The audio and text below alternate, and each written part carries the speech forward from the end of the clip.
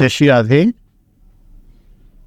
ये आपकी लालसा जो है, यही प्राप्ति का सर्वोपरि और सबसे अच्छा उपाय है कि मैं जो प्राप्त करना चाहती हूँ वो प्राप्त नहीं हो रहा है।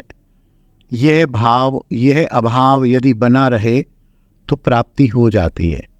तत्र लौल्यम अपि मूल्यमेकलम, उस प्राप्ति के प्रति हमारा लोभ हो। बाकी तो ये है कि यदि ये प्राप्त हो जाए तो बस हो गया ना सारा काम।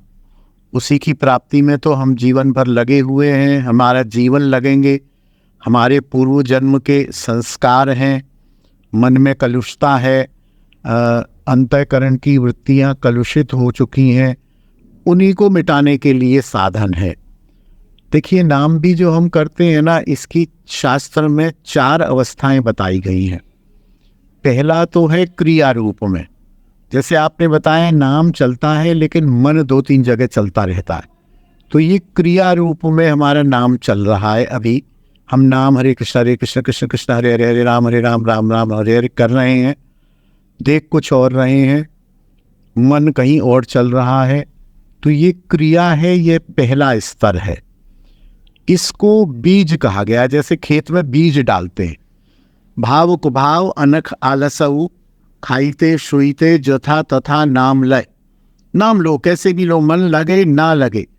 तो उसमें जैसे बीज डालते खेत में, तो एक एक सीधा सीधा बीज नहीं डालते, मुट्ठी भरते और ये फैला देते हैं। कोई बीज टेढ़ा पड़ता है, कोई सीधा पड़ता है, कोई उल्टा पड़ता है, कोई कैसा पड़ता है, लेकिन बीज आवश्यक है। हमारे साधन की जड़ बीज ही है। उसके बाद क्रिया करते करते करते करते, जैसे मान लीजिए हमने 50 माला का नियम ले रखा है, तो कुछ साल 2 साल करते करते करते करते वो हमारी आदत में आ जाती है। जैसे मान लीजिए हम सुबह 6 बजे माला करने बैठते हैं, तो जैसे ही 6 बजेंगे ऐसा लगेगा, अरे माला लाओ भाई, माला लाओ, माला शुरू करें। माला वो नाश्ता नहीं हुआ, बोले कर लेंगे, माला लाओ, तो माला शुरू करते हैं। तो वो एक अभ्यास बन जाएगा, उसको कहते हैं अनुशीलन। तो उस समय, या बहुत से लोग दोपहर में करते हैं, बस सब सवेरे का काम निपटा लिया, सुबह 10-5 माला कर ली, फिर दोपहर में 2 से 1:30 से 2:30 बजे से जब फ्री हो गए, भोजन आदि हो गया, ठाकुर का भोजन आदि हो गया, तो माला लेके बैठ जाते हैं। तो जब 2 बजते हैं, कदाचित आज हम घर में नहीं हैं, कहीं गए हुए हैं, तो 2 बजते ही हमें ऐसा लगता है, अरे यार माला कहाँ है, अरे ये माला का समय हो रहा है, माला कहाँ है। जैसे आदमी को भूख लगती है समय पर, जैसे व्यक्ति को समय पर नींद आती है, जैसे शौच आदि क्रियाएं होती हैं, जैसे और सारी क्रियाएं होती हैं, ऐसे माला करने का अभ्यास होने के कारण माला का याद आती है और माला करते हैं, तो और माला हम करते हैं, तो ये हो जाता है अनुशीलन। ये समझ लीजिए कि अंकुर पैदा हो गया। हम करें तो सही, लेकिन 3 दिन यदि हम बाहर चले जाएं, हमें माला की याद नहीं आए, तो इसका मतलब अंकुर पैदा नहीं हुआ है। हम केवल क्रिया रूप में बीज डाल के खेत में भूल गए हैं। दूसरी स्थिति ये होती है, अच्छा, ये लगातार कुछ वर्षों तक करते करते करते करते हमारा चित्त शुद्ध होता है। हमारा चित्त शुद्ध होने से हमारे चेतो दर्पण मार्जनम भव महादावाग्नि निर्वापणम, इस महादावाग्नि संसार की असारता का ज्ञान हो जाता है, चित्त शुद्ध हो जाता है। और हम जो नाम कर रहे होते हैं पिछले 2, 4, 10 सालों से, तो हमें ये ज्ञान हो जाता है, अरे भैया जीवन का सार यही है, नाम करो, नाम और नामी अभिन्न है। नाम से ही नामी के प्रेम को, नामी की चरण सेवा को प्राप्त किया जाता है। और सब मंदिर परिक्रमा दर्शन सब ठीक है, लेकिन कलु केशव कीर्तनाथ कलयुग में केवल नाम ही आश्रय है। नाम के अलावा हमें कुछ करने की जरूरत नहीं है। ये नाम जो कल तक क्रिया रूप में था, फिर उसमें अंकुर आ गया अनुशीलन के रूप में, वो हमारे हृदय में साधन के रूप में, कि यही भगवत प्राप्ति का प्रमुख साधन है, ये बैठ जाता है।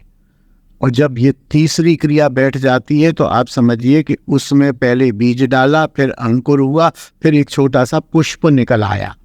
अब पुष्प के बाद जब हमें ये पूरा ज्ञान हो जाता है, निष्ठा सहित नैष्ठिक साधन होने लगता है, तब इसका नाम हो जाता है भजन।